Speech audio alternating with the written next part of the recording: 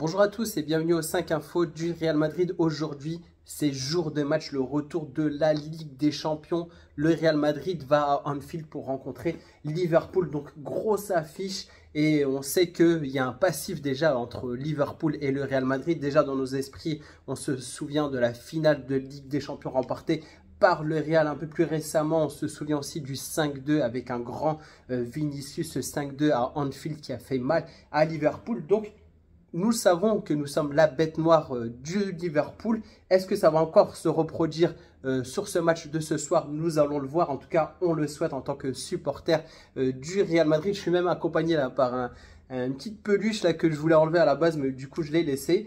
Et du coup, on commence sans tarder par parler des statistiques du Real Madrid qui montrent que vraiment le Real est vraiment la bête noire de Liverpool. Donc là, je vous l'affiche là.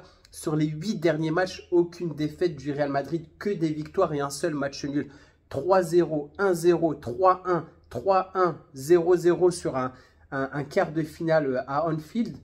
C'était le match retour, mais au final, on s'était qualifié parce qu'il y avait un 3-1 à la maison. 1-0, la finale au Stade de France en Ligue des Champions. Puis plus récemment, le 5-2, le 1-0. Donc le Real Madrid fait mal à Liverpool. On le souhaite encore que ça soit le cas ce soir. Et on a aussi la conférence de presse qu'a fait l'entraîneur de Liverpool, Slot. On lui dit il n'y a pas eu une seule victoire contre Madrid lors des 8 derniers matchs. Il dit je ne savais même pas que nous avions joué autant ces dernières années. Je n'étais pas là pour le 2-5 la saison dernière alors que Liverpool menait 2-0. Mais c'est ce qui rend le Real si spécial. Ils peuvent gagner en souffrant ou en pratiquant un football magistral. C'est peut-être pour cela qu'ils sont parmi les meilleurs en Europe. Même Van Dijk, on lui parle un peu du Real Madrid. Donc forcément dans leur tête, c'est un peu la revanche. C'est ce qu'on lui dit. Est-ce que c'est une revanche, enfin une vengeance contre le Real? Il dit pour être tout à fait honnête avec vous, je n'ai pas besoin de vengeance pour être pleinement préparé. Mais c'est la Ligue des Champions, c'est un grand match.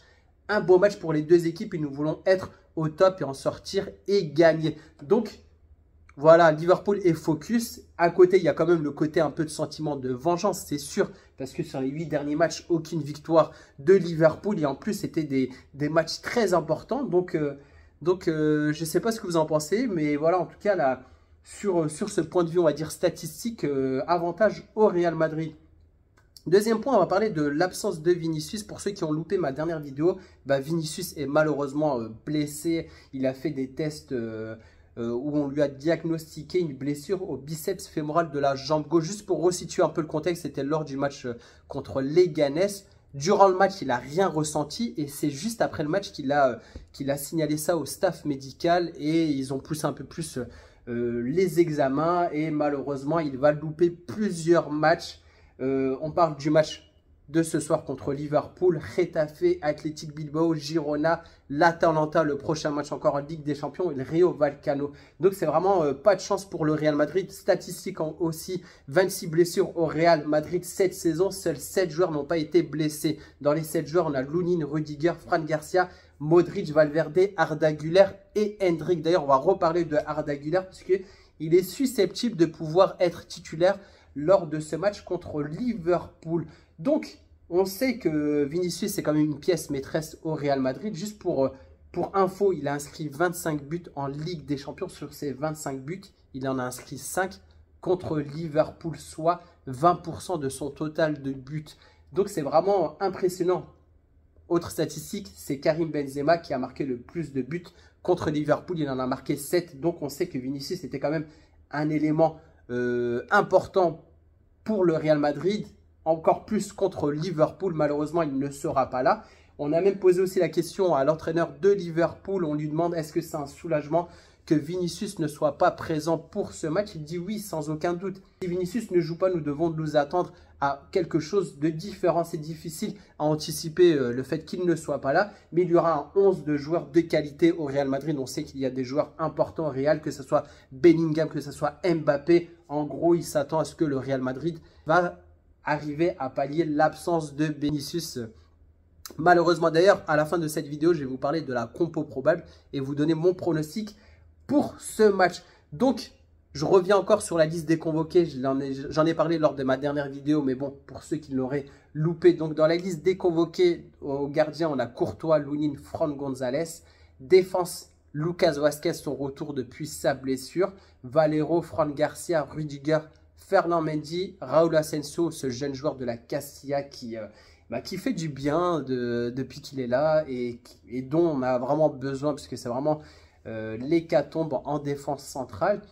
En milieu de terrain, on a Bellingham, Camavinga, Valverde, Modric, Arda Güler, Dani Ceballos. Et en attaque, Mbappé, Hendrik, Brahim et Gonzalo, un autre joueur de la Castilla qui vient compléter, parce qu'on a quand même des absents en attaque. On a Vinicius d'absent et aussi également Rodrigo. Donc là, on arrive sur la partie la plus importante, la compo probable pour ce match. Donc, moi, il y a une compo vraiment qui me plaît, que j'ai ressorti aussi lors de ma dernière vidéo. C'est celle que je vais vous afficher là. Donc, dans les cages, Courtois, il a joué contre les Leganés, il est revenu de blessure. Il a prouvé encore qu'il était l'un des meilleurs, même s'il n'a pas été inquiété contre les Leganés. Mais ça fait encore un clean sheet pour Courtois. En défense, on aura Mendy qui a été laissé au repos contre les Leganés. C'était Fran Garcia qui lui a été préféré. Et au défense centrale, on a Rudiger, Asensio, accompagné encore de Valverde qui va rejouer dans cette position derrière droit. Moi qui m'a plu lors de ce match, il a même été buteur, ça ne l'a pas empêché d'être buteur sur coup franc. Belle prestation de la part de Valverde. On peut supposer aussi Lucas Vazquez sur ce poste derrière droit, mais je pense que ça fait trop juste pour lui. Il vient juste de revenir de blessure. Et étant donné que Valverde a fait le job, on va mettre Valverde dans cette position-là. Au milieu de terrain, on va retrouver sûrement Modric, Camavinga et Arda Güler. Et Bellingham sur cette position un peu plus haute, juste derrière les attaquants. Et en attaque, Mbappé, Diaz. Pourquoi elle me plaît cette composition? Parce que on a quand même des des joueurs qu'on veut voir titulaires, qu'on veut voir plus souvent, c'est-à-dire Arda Güler et Brahim Diaz. Et d'un côté, on a aussi Mbappé qui aura ce côté gauche qu'il a retrouvé déjà contre les Leganés. C'est assez mitigé de ma part. Bon, on sait que c'est son côté préféré. Il n'aime pas trop jouer en tant que numéro 9. Mais bon, il avait plein d'envie. On sentait qu'il était plus à l'aise sur ce côté-là. C'est pas pour autant qu'il a, on va dire, brillé, même s'il a été élu homme du match. Moi, je l'aurais plutôt donné, on va dire, à Bellingham, qui a plutôt été meilleur pour moi. Donc, Mbappé a approuvé maintenant, parce que Vinicius est absent. Donc, les clés, on va dire, du camion en attaque, elles vont être données à Mbappé. Il aura tout ce couloir gauche, il aura approuvé et essayer, on va dire, de peut-être faire oublier cette absence de Vinicius. Je ne sais pas ce que vous en pensez, vous, mais en tout cas, il y aura plein de choses à tirer sur cette rencontre-là contre Liverpool. Liverpool, on le rappelle, ils sont premiers de leur championnat. Ils roulent sur la première ligue. Ils ont encore gagné ce week-end, tout comme le Real Madrid. C'est-à-dire, on a, on va dire, une équipe qui est au top de sa forme, qui est première de son championnat, qui a juste aussi une envie de peut-être se venger aussi contre le Real Madrid par rapport au précédent match. Et à côté, on a Real qui est un peu en demi-teinte, qui a retrouvé, on va dire, la victoire sur les deux derniers matchs contre Osasuna et Leganés. On a aussi d'un côté pas mal de bricolage dans cette équipe-là, parce que c'est vraiment une équipe remaniée, parce qu'en défense, on a quand même Rudiger, et avec un jeune joueur qui n'a jamais joué en Ligue des Champions, Asensio. Pareil, Valverde dans cette position-là, il n'a jamais joué dans cette position-là en Ligue des Champions face à une grande équipe. On sait qu'il aura du lourd face à lui. Il me semble que c'est... Qu'est-ce qu'il a en face de lui? C'est peut-être Luis Diaz, il me semble. En tout cas, il aura du lourd face à lui. Et des jeunes joueurs comme Arda Güler qui ont aussi approuvé et qui a aussi démontré qu'il pouvait avoir une place de titulaire au Real Madrid. Mais bon, comme je l'ai dit lors de ma dernière vidéo, c'était Leganés en face. C'est quand même à relativiser. Et voilà, on va passer par la case pronostic pour ce match. Donc moi, ça m'étonnerait quand même que le Real gagne à Anfield.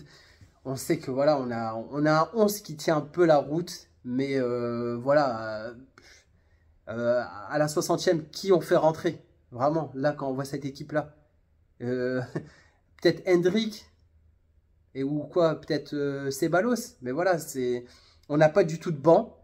Et on a 11 vraiment très remaniés. Donc pour moi, ouais, je vais dire, allez, un match nul. parce que le Real Madrid est mal classé en Ligue des Champions. Il en a besoin de récupérer des points. Donc, je dirais peut-être aller 1-1. Parce que je pense que, je vais vous dire, moi, l'homme du match, il y a de fortes chances que ça soit Courtois. Parce que là, on va subir au niveau défensif. Et je pense qu'on va avoir un très grand Courtois, comme d'habitude, en Ligue des Champions. Et je pense que c'est lui qui va nous sauver. En tout cas, si on ressort avec un match nul, voire même une victoire, si c'est vraiment exceptionnel. En tout cas, ça sera grâce à Courtois. Et j'aimerais bien que Mbappé brille et qu'il prouve vraiment qu'il est le joueur qu'on a fait ramener avec autant d'espoir et qu'il ne fera peut-être un peu oublier l'absence de Vinicius. C'est tout ce que je souhaite. N'hésitez pas à me dire en commentaire votre pronostic pour ce match. Qu'est-ce que vous attendez un peu de ce match? Est-ce que Mbappé va se révéler, va être vraiment démonstratif contre Liverpool? Est-ce que vous voyez une autre composition pour ce match-là et qui pour vous sera peut-être MVP de ce match? Donc pour moi ça va être 1-1 avec Courtois en tant que MVP. Donc c'est tout pour cette vidéo. Donc je vous dis en tout cas bon match. En tout cas on va se régaler. Voilà, le retour de la Ligue des Champions, ça fait toujours plaisir. Et je vous dis à bientôt pour une prochaine vidéo. Ciao!